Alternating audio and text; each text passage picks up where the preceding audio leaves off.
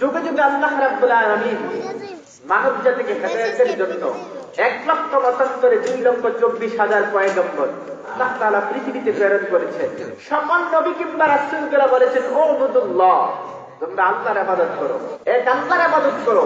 আল্লাহ ছাড়া কারো সামনে ইবাদত করা যাবে না, কারো সামনে মাথা নত করা, সেজদা পাওয়ার উপযুক্ত কে?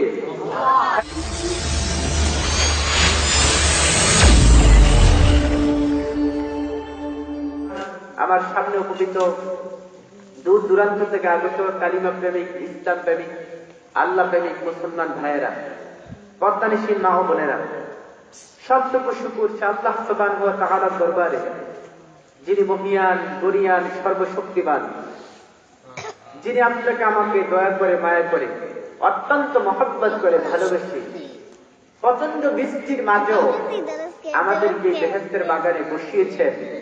ইচ্ছাকার, ক্ষমতাকার। আজকে সকালে কি অবস্থা ছিল, কালকে রাত্রে কেমন ছিল, আজকে কেমন, এইগুলা করেন কে? মাহফিলে বসার তৌফিক দেন কে? যার মঙ্গল আল্লাহ কামনা করেন, মা ইউরিদুল্লাহু বিহি খাইরা ইউফাক্কিহু ফিদ্দীন, যার কল্যাণ আল্লাহ কামনা করেন তাকেই দ্বীনি ইলম দান করেন, দ্বীনি মজলিসে বসার তৌফিক দান করেন। এজন্য আমরা বসতে পেরেছি হৃদয়ের গভীর থেকে সকলে সমবেত কণ্ঠে কণ্ঠ ভরাট করে বলি আলহামদুলিল্লাহ। লক্ষ করি দুরূদ ও সালাম আল্লাহ সৃষ্টির প্রধান আকর্ষণ, বিশ্ব সভার সভাপতি, বিশ্ব মানবতার মহান মুক্তির দিশারি, বিশ্ব মানবতার মহান কান্ডারি, বিশ্ব মানবতার মহান শিক্ষক, ইমামুল আম্বিয়া, সাইয়্যিদুল আম্বিয়া, ফখরুল আলামিন, শাফিউল মুজনিবিন ও রাহমাতুল লিল আলামিন, ইউনিভার্সাল প্রফেট, বিশ্বনবী মুহাম্মদ রাসূলুল্লাহ সাল্লাল্লাহু আলাইহি ওয়াসাল্লামের উপর। সম্মানিত বন্ধুরা, যুগে যুগে আল্লাহ রাব্বুল আলামিন মানব জাতিকে হেদায়েতের জন্য 1,75,2,24,000 পয়গম্বর আল্লাহ তাআলা পৃথিবীতে প্রেরণ করেছেন। সকল নবী কিংবা রাসূলরা বলেছেন ওবুদুল্লাহ, তোমরা আল্লাহর ইবাদত করো। কোন নবী কি বলেছেন যে আমার ইবাদত করো? বলছেন? কোন নবী বলছেন আমার ইবাদত করো? সব নবীদের টপিক ছিল তোমরা এক আল্লাহর ইবাদত করো। আল্লাহ ছাড়া কারো সামনে ইবাদত করা যাবে না, কারো সামনে মাথা নত করা, সেজদা পাওয়ার উপযুক্ত কে? বিশ্বনবী বলেন লা তাত্তাখিযু কুবুরা মাসাজিদ, তোমরা কবরকে সেজদা করো না। এ মাথা আল্লাহ ছাড়া কারো সামনে নত করা যাবে না। আমার আপনার কবরটাকে আমরা দেখতে পাই? কি বলেন, দেখতে পাই? আমাদের কপালটা দেখা যায় না, আমার আল্লাহকে দেখা যায়? আল্লাহ বলেন বান্দা আমি কপালটা এমন একটা জায়গায় দিয়েছি যে কপালটা নিজে দেখতে পারে না, এই দেখা যায় না, কপাল দিয়ে একমাত্র দেখা যায় না, প্রভুকেই সেজদা করবা। সুবহানাল্লাহ। জীবনে যতদিন বাঁচবো পৃথিবীর জমিন থেকে, কোরআনের এই মসজিদ থেকে এই শিক্ষা নিব, জীবনে যতদিন বাঁচবো এই মাথা আল্লাহ ছাড়া কারো সামনে মাথা করবে না। রাজি আছো মুসলমান? কারা কারা রাজি আছো? দুই হাত তুলে আল্লাহকে দেখাও।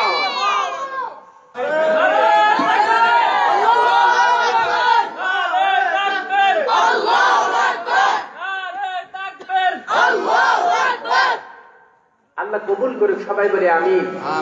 সম্মানিত বন্ধুরা, আমি বর্তমানে সময়ে যতটা মাহফিলে যাই একটা কথা সব সময় বলতেছি, প্রত্যেকটা মাহফিলে এই টপিকটা এখন আমি দিচ্ছি।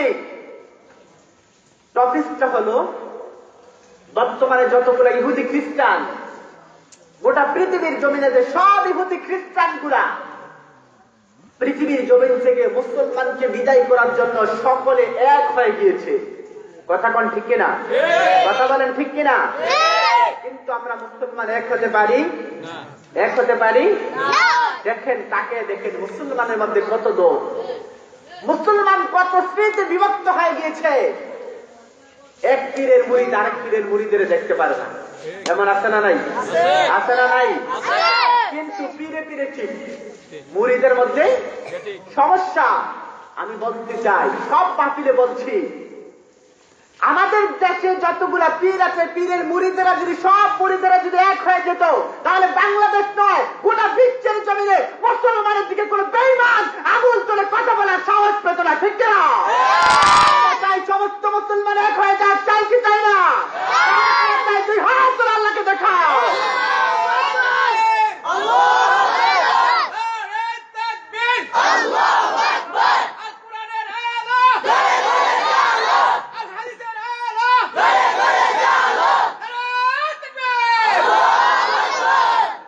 সম্মানিত বন্ধুরা, আজ পৃথিবীতে মুসলমানের ইমানকে নষ্ট করার জন্য সব বেঈমানরা এক হয়ে গিয়েছে।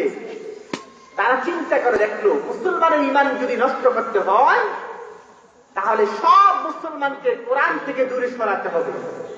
এটা হচ্ছে সব কাফেরদের স্লোগান। কারণ মুসলমান যদি কোরআন থেকে দূরে সরে যায়, কোরআনের শিক্ষা যদি বন্ধ করে দেওয়া যায়, তাহলে অতি সহজেই মুসলমান ইমান হারা হয়ে যাবে। কথা বলেন ঠিক কিনা? গোটা পৃথিবীর ইহুদিগুলো একত্রিত হয়ে আজ মুসলিম যুবকদের হাতে বিভিন্ন নেশা জাতীয় দ্রব্য তুলে দিচ্ছে। মুসলিম যুবকদের হাতে ইয়াবা, বাবা, বিভিন্ন নেশা জাতীয় প্রিন্সিপাল, ডাইল, বিভিন্ন ইত্যাদি জিনিস তুলে দিয়ে মুসলমানকে কোরআন থেকে সরিয়ে দিচ্ছে। ঠিক কিনা করে বলেন? আমার বন্ধুরা, মুসলমান যুবকেরা, তোমাদেরকে আমি উদাত্ত আহ্বান জানাতে চাই। মুসলিম যুবকেরা, তোমরা কোরআনের থেকে বিমুগ্ধ হলে হবে না, কোরআন ছেড়ে দিলে হবে না, তাসের নিচে নিমগ্ন হলে হবে না, জুয়ার নিচে নিমগ্ন হলে হবে না। মুসলিম যুবকেরা, তোমরা আসতে হবে আল্লাহর কোরআনের ছায়া তলে। ঠিক কিনা যুবকেরা? আল্লাহর কোরআনের ছায়া তলে আসতে চাও? কারা কারা চাও? দুই ঘাট তলে আল্লাহকে দেখাও।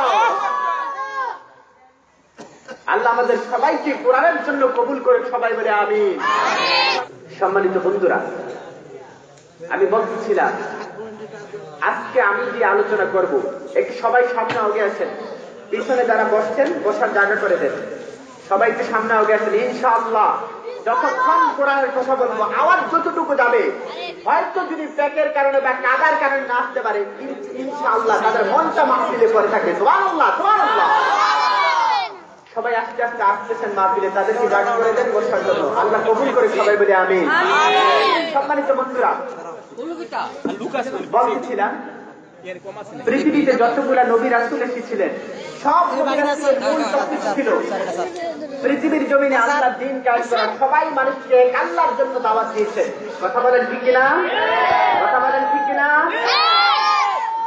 আপনার আমার নবী যখন চলে গেলেন, পৃথিবীর জমিন ছেড়ে যখন চলে গেলেন, নবী যেহেতু পৃথিবীর জমিন ছেড়ে চলে গেছে, আমি আপনি থাকতে পারবো? আমি আপনি থাকতে পারবো? চেষ্টা করলে থাকা যাবে? কেউ থাকতে পারবেন না। আগার দুনিয়া কাছে বা জিন্দা বুঝে, আবুল কাসেম মোহাম্মদ জিন্দা বুঝে। পৃথিবীর জমিনে যদি কেউ চিন্তা থাকতো, তাহলে আবুল কাসেম মোহাম্মদ জিন্দা বুঝে, মোহাম্মদই জিন্দা থাকতো। যেহেতু মোহাম্মদ পৃথিবীতে নাই, আমি আপনি থাকতে পারবো? সম্মানিত বন্ধুরা, আমি কোরআন থেকে যে আয়াতটা চালাচ্ছি, আল্লাহ রাব্বুল আলামিন বলেন, ইয়া আইয়ুহাল্লাযীনা আমানুত্তাকুল্লাহ, হে ঈমানদারগণ, আমি আল্লাহকে ভয় করো। কাকে ভয় করো? ভয় করতে হবে কাকে? আল্লাহকে ভয় করো। ওয়া কুনু মা'আস সাদিকিন, আর সত্যবাদীর অন্তর্ভুক্ত হয়ে যাও। না মিথ্যাবাদী? কিবাদী? না পুঁজিবাদী? কিবাদী? সত্যবাদীর অন্তর্ভুক্ত হয়ে যাও। কুনু মা'আস সাদিকিন, নিজে সত্যবাদী হও, সত্যবাদীর অন্তর্ভুক্ত হয়ে যায়। তুমি হও, তোমার পরিবারের প্রত্যেককে সত্যবাদীর অন্তর্ভুক্ত বানাও। আর যারা ভালো মানুষ, তাদের সাথে সম্পর্ক গঠন করো। সম্মানিত বন্ধুরা, আল্লাহ নবী যখন পৃথিবীর জমিন ছেড়ে চলে গেলেন, খেলাফতের দায়িত্ব দীর্ঘ 30 বছর পর্যন্ত প্রথম যিনি দায়িত্ব পালন করেছিলেন, তার নাম কি? হযরত আবু বকর সিদ্দিক। 4 জন খলিফা। 4 জন খলিফার মধ্যে আজকে যে আলোচনা হবে, প্রথম খলিফা হযরত আবু বকর সিদ্দিকের জীবনী নিয়ে। কারণ আবু বকর এমন একজন সাহাবী, নবীজির সবচেয়ে কাছের মানুষ ছিলেন। 10 জন জান্নাতি সুসংবাদ প্রাপ্তদের মধ্যে 1 নম্বর ছিলেন হযরত আবু বকর। সে আবু বকর সম্পর্কে জানার দরকার আছে না নাই? আছে না নাই? যতক্ষণ কথা বলবো বিষয় ভিত্তিক কথা, আজকের আলোচ্য বিষয় হলো হযরত আবু বকর সিদ্দিকের জীবনী। সম্মানিত বন্ধুরা, আম্মাজান খাদিজাতুল কুবরা, আল্লাহ নবী যখন হেরা পর্বতের গুহায় দেরেমগ্ন থাকতেন, খাদিজার মতো একটা বৃদ্ধ মহিলা হেরা পর্বতের গুহায় দৈনিক 3 বার আসতেন এবং যেতেন বিশ্ব নবীর জন্য খাবার নিয়ে। সুবহানাল্লাহ। হেরা পর্বতের গুহায় দৈনিক কয়বার উঠতেন? 3 বার উঠতেন এবং নামতেন। এরকম ভাবে আল্লাহ নবী 40 দিনের জন্য সেখানে বসেছিলেন। যখন 30 দিন অতিবাহিত হলো, বাকি কয়দিন? বাকি কয়দিন? এই 10 দিন বাকি থাকতে হযরত আবু বকর সিদ্দিক ব্যবসা করার জন্য সিরিয়ার জমিনে গেলেন। কোথায়? কোথায়? হযরত আবু বকর সিদ্দিক যখন সিরিয়ার জমিনে গেলেন, 9 দিন অতিবাহিত হওয়ার পর কালকে সকাল বেলায় 10 দিন হবেন। 9 দিন যখন অতিবাহিত হলো, রাত্রে বেলা তিনি যখন ঘুমালেন, হঠাৎ করে ঘুমের মধ্যে স্বপ্নে দেখলেন আকাশের চাঁদ এবং সূর্য হযরত আবু বকরের বুকের মধ্যে এসে বাড়ি খায়। আকাশের চাঁদ আর সূর্য আবু বকরের বুকের মধ্যে এসে বাড়ি খায়। আবু বকর সিদ্দিক ঘুম থেকে উঠলেন, আরে কি স্বপ্ন আমি দেখলাম। কারণ টেনশন এমন একটা রোগ, যে রোগের কোন ঔষধ আছে। যে লোক টেনশন বেশি করবে দেখবেন অতি তাড়াতাড়ি চুল পাকে। এটা এখনের কথা নয়, হযরত ঈসা নবীর সময় এমন একটা ঘটনা ঘটেছিল, যে লোক টেনশন বেশি করবে তার চুল অতি তাড়াতাড়ি পাকবে। আমরা ওই ঘটনা বলার সময় নাই। ঈসা নবীর জমানা থেকে আমি জানতে পেরেছি, কোরআনের মধ্যে হাদিসের মধ্যে বিভিন্ন ব্যাখ্যার মধ্যে এসেছে, মানুষ যত বেশি টেনশন করবে তার চুল। আমি তাওরাত কিতাবের মধ্যে পেয়েছি, আল্লাহ নবীর প্রধান খলিফা যিনি হবেন তার নাম হবে হযরত আবু বকর সিদ্দিক। তিনি সিরিয়ার জমিনে আসবেন ব্যবসা করার জন্য। ব্যবসা করতে আইসা রাতের বেলা আকাশের চাঁদ এবং সূর্য স্বপ্নে দেখবেন। এই স্বপ্ন দেখার পর তিনি আমার কাছে আসবেন।